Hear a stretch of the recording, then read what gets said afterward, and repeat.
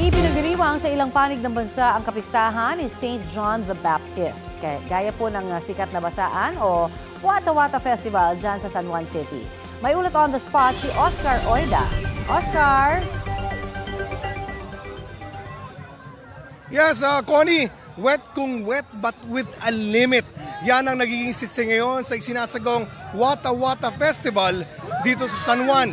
Gaya na kagawian, naandyan pa rin yung basaan galore. Pero may mga limitasyon na yan, Connie, no? Nariyan na rin ang meron ng basaan zone.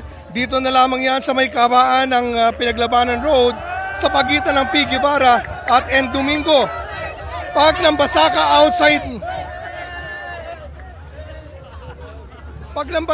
outside the basaan zone, ay lagot ka kay Mayor. May kita pinagbabawal ang paggamit ng maruming tubig at water bomb, high pressure hose. Bawal buksan ang dumaraang mga sakyan. Ang mga lalabag ay papatawan ng 5,000 multa at pagkakakulong ng hanggang 10 araw. Pasado alas 8 ng umaga ng paunahan ni Mayor Zamora ang basaan. Sa mga sandaling ito ay napapatuloy ang mga programa at yung mga tao dito hindi na papakiusapan. Pinakiusapan natin na wag muna magbabasa dahil baka mabasa yung mga gamit. Ultimo yung cellphone ko habang binabasa ko binabasa. Talagang hindi pa awat, hindi mapakiusapan.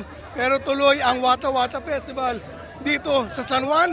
Nagaganap pa rin yung concert. Sa mga sandaling ito at tinaasan, magpapatuloy ito hanggang alas 2 ng hapon. Connie? Maraming salamat, Oscar Oida.